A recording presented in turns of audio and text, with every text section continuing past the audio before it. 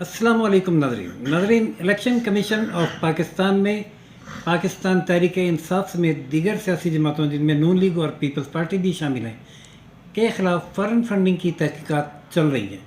पहले ये तहकीकात सिर्फ पाकिस्तान तहरीक इंसाफ के ख़िलाफ़ उन्हीं के साबिक सेक्रेटरी की दरख्वास्त पर शुरू की गई थी जो 2 साल से जारी थी, लेकिन तहरीक इंसाफ का यह तरीक़ाकार होता है कि जो उसके ख़िलाफ़ इल्ज़ाम होता है वही इल्ज़ाम वो दूसरों के ख़िलाफ़ भी लगा कर इस मामले को उलझा कर ख़ुद बीच में से निकल जाया करती है। ऐसा ही कुछ सीन इस केस में भी है। मिशानी साहब, हमारे जाहिद हुसैन मिशवानी जो बहुत सीनियर जर्नलिस्ट हैं, एक अरसे से इस केस को कवर कर रहे हैं और इसकी बारीकियों से भी वाकिफ़ हैं। हम उनसे चाहते हैं कि आज जानते हैं कि आज सिक्योरिटी कमेटी के इजलास में क्या हुआ, क्या अकबर एस बाबर को तहरीक इंसाफ के ख़िलाफ़ जो दस्तावेज़ात थी वो फराहम की गई बार बार के मुतालबे के बावजूद, और अब ये तहकीकात किस नहज की तरफ जा रही हैं। जी मिशवानी साहब, आज की क्या कार्रवाई रही, क्या बताएंगे आप हमें आवाम की दिलचस्पी के लिए? बहुत शुक्रिया राशिद हबीब भाई। असल में फ़ॉरेन फंडिंग्स का असल जो मामला था वो तो पाकिस्तान तहरीक इंसाफ के साबिक अहदेदार अकबर एस बाबर की तरफ से आज से 6 साल पहले जब इलेक्शन कमीशन में ये केस लाया गया तो रद्दी की टोकरी में फेंका गया और फिर वो बार बार इसकी इलेक्शन कमीशन में रिपीटेडली दरख्वास्तें देते रहे। बिलाखिर जब इसको थोड़ी सी अहमियत हासिल हुई और PTI की हुकूमत आई और अपोजिशन ने भी इस पर तवज्जो दी तो इलेक्शन कमीशन ने इस पर एक्शन लिया। स्क्रूटनी कमेटी कायम की गई। स्क्रूटनी कमेटी जो है वो गुज़श्ता तो 2 साल से काम कर रही है, लेकिन अब तक कोई सॉलिड रिपोर्ट इलेक्शन कमीशन में पेश नहीं कर सकी ये कमेटी। गुज़श्ता पेशी के दौरान लास्ट वीक एक रिपोर्ट अब तक की जो अपडेट थी वो इलेक्शन कमीशन में स्क्रूटनी कमेटी ने जमा कराई है। अब देखना ये है कि इलेक्शन कमीशन इस पर क्या काम करता है। लेकिन असल बात ये है कि जो अकबर एस बाबर की आखिरी दरख्वास्त, यानी कई बार उन्होंने दरख्वास्तें दी, अब की बार भी रिपीटेडली जो दरख्वास्त दी गई हुई है कि स्क्रूटनी कमेटी में PTI की तरफ से जो दस्तावेज़ात फ़ॉरेन अकाउंट्स के हवाले से बैंक अकाउंट्स की तफसीलात जमा कराई गई हैं वो यानी इसको इनको फ़राहम की जाए, लेकिन वो फ़राहम नहीं की गई। उसके लिए उन्होंने अलग इलेक्शन कमीशन में एक दरख्वास्त दी कि स्क्रूटनी कमेटी सही काम नहीं कर रही है और ये जो दस्तावेज़ात हैं अगरचे ये पब्लिक हैं लेकिन इनको फ़राहम नहीं किए जा रहे हैं। सब पब्लिक होने के बावजूद क्यों नहीं फराहम की जा रही है? ये दूसरे अफरी का हक होता है कि वो उसका जायज़ा ले। स्क्रूटनी कमेटी के मुताबिक वो इलेक्शन कमीशन में जब ये रिपोर्ट जमा कराएगी तो इलेक्शन कमीशन अगर चाहता है उसकी कॉपी उनको फराहम कर सकता है। और ये कि ये जो डॉक्यूमेंट स्क्रूटनी कमेटी में आए हैं बकौल स्क्रूटनी कमेटी के ये सीक्रेट डॉक्यूमेंट्स हैं और सेक्रेसी का जो एक तरीक़ाकार है उसको उन्होंने सामने रखा हुआ है। लेकिन इसके बरक्स अगर देखा जाए तो पाकिस्तान पीपल्स पार्टी और पाकिस्तान मुस्लिम लीग नवाज़ की तरफ से जो दस्तावेज़ात जमा कराई गई हैं गुज़श्ता पेशी में पाकिस्तान मुस्लिम लीग नून यानी नून लीग के वकला ने इस पर एहतजाज किया और कहा कि हमारे दस्तावेज़ात PTI की यानी दरख्वास्तगुज़ार फ़ारूक हबीब जो PTI के रहनुमा हैं उनको क्यों फराहम की गई हैं। आज मैंने फ़ारूक हबीब से भी इस हवाले से बातचीत की कि आपकी दस्तावेज़ात तो अकबर एस बाबर को फराहम नहीं की गई, पिछले 2 साल से वो इस पर पिट रहा है, लेकिन आपको यानी PTI को नून लीग और पीपल्स पार्टी की दस्तावेज़ात फराहम की गई हैं। क्या वजह है, वो क्या इस पर क्यों? मिशवानी साहब, गुज़श्ता समात पर यह सवाल आया था कि पब्लिक डॉक्यूमेंट है तो फराहम क्यों नहीं की जा रही दस्तावेज़ अकबर एस बाबर को। तो सिक्योरिटी कमेटी के जो सरबराह हैं उन्होंने बताया कि इस पर PTI ने ऑब्जेक्शन किया था इसलिए नहीं फराहम की गई। तो इस जवाज़ को अकबर एस बाबर ने बहुत लग जायज़ करार दिया था। क्या नून लीग और पीपल्स पार्टी ने कोई ऐसा ऑब्जेक्शन फाइल नहीं किया कि उनकी दस्तावेज़ात फराहम ना की जाएँ? नहीं, वो तो दस्तावेज़ात जब फराहम कर दी गई तो उसके बाद उन्होंने उस पर एहतजाज किया, जबकि जो मौक़िफ़ था अकबर एस बाबर का इलेक्शन कमीशन में जिसमें उन्होंने दरख्वास्त दी थी कि स्क्रूटनी कमेटी को हुक्म दिया जाए कि वो उनको दस्तावेज़ात फराहम करें, अकाउंट्स के बारे में PTI की जो तफसीलात हैं वो उनको फराहम करें। तो इलेक्शन कमीशन ने अकबर एस बाबर कि उस दरख्वास्त पर अगरचे ऑर्डर तो नहीं दिया, लेकिन वो जो उनकी सबमिशंस थी उस पर जो रिमार्क्स कमीशन के मेंबरान की तरफ से सामने आए तो उन्होंने अकबर एस बाबर के हक़ में ये बात कही उन रिमार्क्स में कि क्यों इनको फराहम नहीं की गई। अब जो नेक्स्ट तारीख़ पड़ी है 5 या 6 अप्रैल को वो दोबारा उनको तलब किया गया है। 6 अप्रैल को गालबन 6 अप्रैल को इस पर हो सकता है कि इलेक्शन कमीशन की तरफ से कोई अहकामात या हिदायत सामने आए। लेकिन आज का जो इशू था वो ये था कि आज पीपल्स पार्टी और नून लीग की फ़ॉरेन फंडिंग्स के हवाले से अपडेट सामने आई हैं और ये बात सामने आई है कि पीपल्स पार्टी के 12 और नून लीग के 12 और पीपल्स पार्टी के 7 अकाउंट्स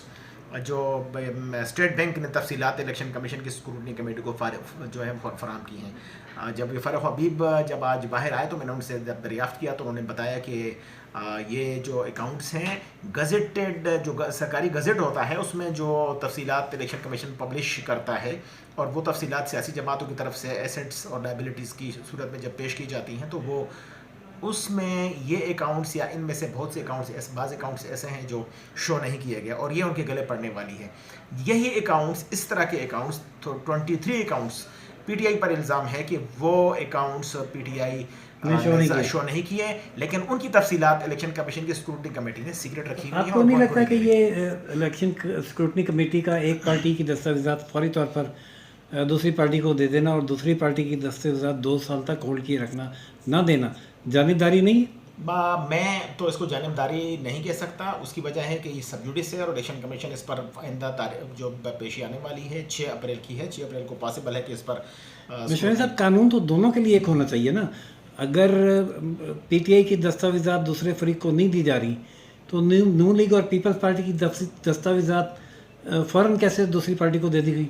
پی ٹی آئی کے جو کونسلز اور وکلاء آئے تھے میں نے یہی سوال ان سے کیا تو انہوں نے کہا کہ جو گزٹ ہے گزٹ میں پبلک ڈاکیومنٹس ہیں وہ پبلک ڈاکیومنٹس کوئی بھی شخص درخواست دے کے ان سے حاصل کر سکتا ہے. وہ ہم نے حاصل کی ہیں اور یہ پیپلز پارٹی اور نون لیگ کی تفصیلات کے اندر انہوں نے شامل کی ہوئی ہیں اور اگر اکبر ایس بابر چاہے ہو سکتا ہے کہ ان کی تفصیلات جو گزٹ کا حصہ ہیں وہ اکبر ایس بابر کو فراہم کی جا چکی ہوں گی. لیکن وہ جو سینسٹیو ڈاکیومنٹس ہیں جو اسکروٹنی کمیٹی چاہتی ہے کہ وہ اپنی رپورٹ سبمٹ کر کے جب الیکشن کمیشن میں سبمٹ کرے تو اس کے بعد اکبر ایس بابر کو فراہم کی جا سکیں گی. لیکن وہ اب تک کی جو رپورٹ ہے وہ تو الیکشن کمیشن میں اسکروٹنی کمیٹی جمع کرا چکی ہے. ہو سکتا ہے کہ اب تک کے ڈاکومنٹ جتنے بھی ہیں الیکشن کمیشن یہ آرڈر کرے کہ اکبر ایس بابر کو وہ فراہم کی جائیں اور آئندہ 6 اپریل کو جب یہ سماعت دوبارہ ہوگی تو اس کے بعد اگر اس کو ان کو فراہم کی جا سکے ہو سکتا ہے کہ آرڈر جائیں. لیکن اصل بات آپ والی ہے کہ آج جب یہ بات سامنے آئی کہ نون لیگ اور پیپلز پارٹی کی جو دستاویزات پی ٹی آئی کو فراہم کی گئی ہیں اور ایک سوال اٹھا کہ بھئی پھر پی ٹی آئی کی طرف سے جو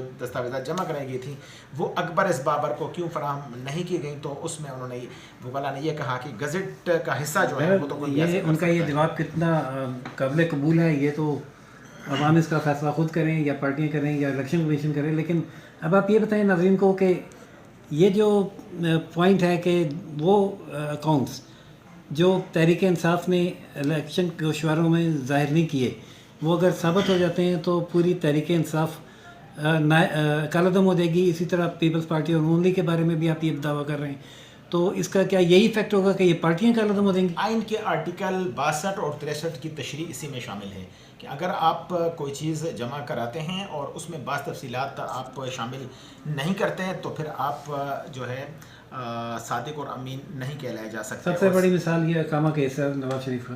بالکل انہوں نے اپنے جو غلطی سے انہوں نے کی نہیں کرائی اپنے بیٹے سے انہوں نے چند 10,000 روپے جو ہے وہ وصول نہیں کیے تھے اور وہ ان کے گلے پڑ چکے ہیں.